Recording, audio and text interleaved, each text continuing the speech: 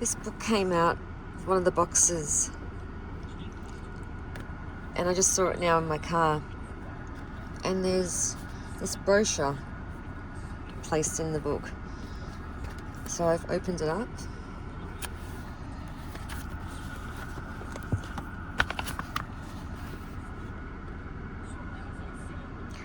And it's, I was just listening to Crow again talking about stuff, alluding to things, never answering the questions I pose to him.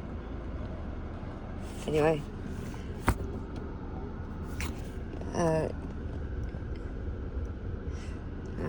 people can change and develop their personality. They would be forgiving on receipt of a sincere apology and commitment to some personal development work. You might hear them arguing the case for giving someone a second or even third chance. In short, they believe that the sun will shine again one day. That used to be me, until recently. Humble. Thrivers are people who have a realistic view of themselves. Even though they generally can maintain high self-esteem, they know that even though they constantly try their very best, they will inevitably fail or make mistakes at some point in their lives. They have many weaknesses.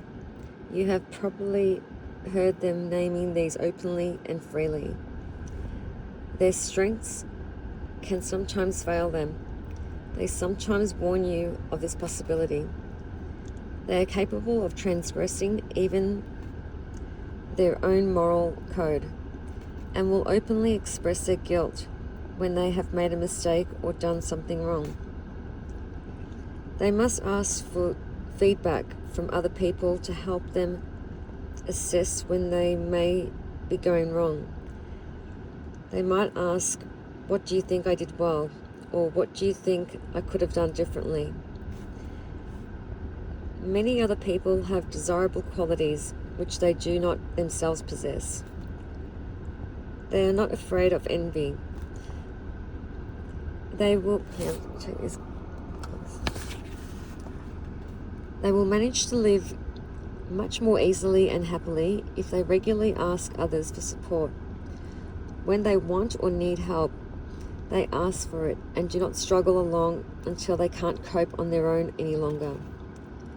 When working in a team, their contribution, however significant, can only earn part of the credit. They openly express their appreciation of others and their dependence on them. In short, they are human. Responsible. Thrivers take responsibility for themselves and their lives. Even though they may be aware that they have not personally caused some of the setbacks and problems they meet, they assume that it is their job to initiate and supervise their own welfare and recovery. So they would be the kind of people whose moans and groans are short-lived. You would see them quickly getting into action, who look after their bodies and do not allow themselves to become physically debilitated by problems. They do not suffer from a stream of endless preventable minor ailments. They do not blame other people for their emotional state, even though someone else's behavior may have triggered a feeling response. They use language which shows that they accept that they have power over the intensity of their feelings, who do not cover up their own mistakes. They acknowledge these assertively, even though they may not broadcast them to the whole world, who do not wait for others to sort out collective problems which have been brought about by a blow from fate or other outside force. So when the train is running late, they are probably the ones demanding to know the reason why and the anticipated time of arrival. In short, they are a rock you can depend on. Ingenuous. Thrivers are the kind of people you can depend on to find new ways around seemingly impossible problems. This is because they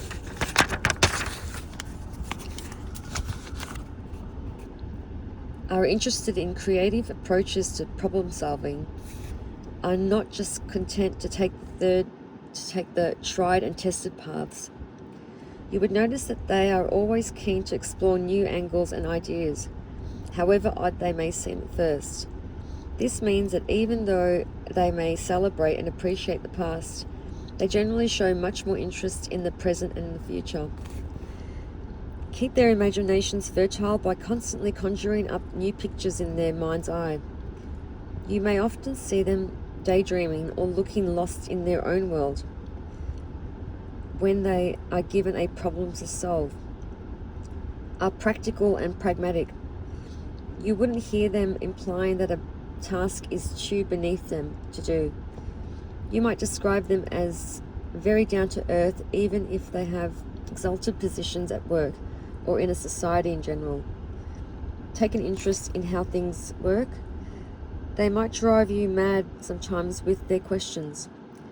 Even if they cannot understand, they would probably show that they wish they could. Take an interest in the way other people may do things, especially if their way is different. You might find them looking over your shoulder. Keep their brain constantly challenged by exercising and stretching it. You wouldn't be surprised to see them doing the crossword or listening to a language tape if you bumped into them in the airport queue. Love an argument and encourage opposition to their ideas. You might want to join another queue if you were at the airport and hoping for a peaceful holiday.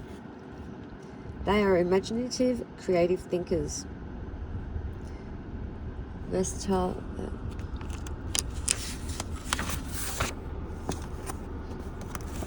And then this.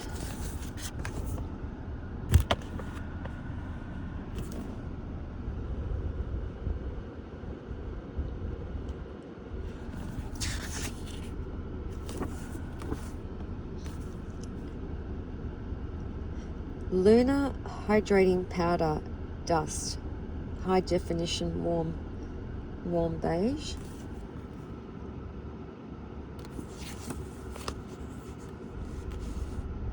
Medium.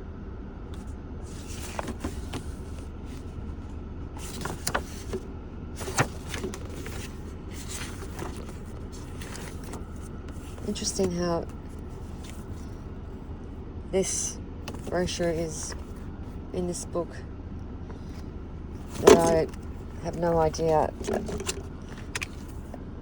I've never seen it, but it came out of one of the boxes.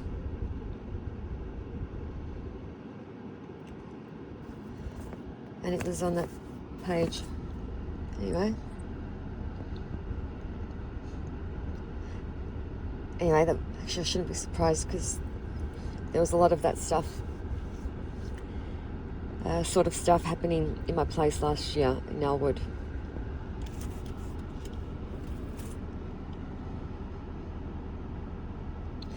Even the Bank of Melbourne,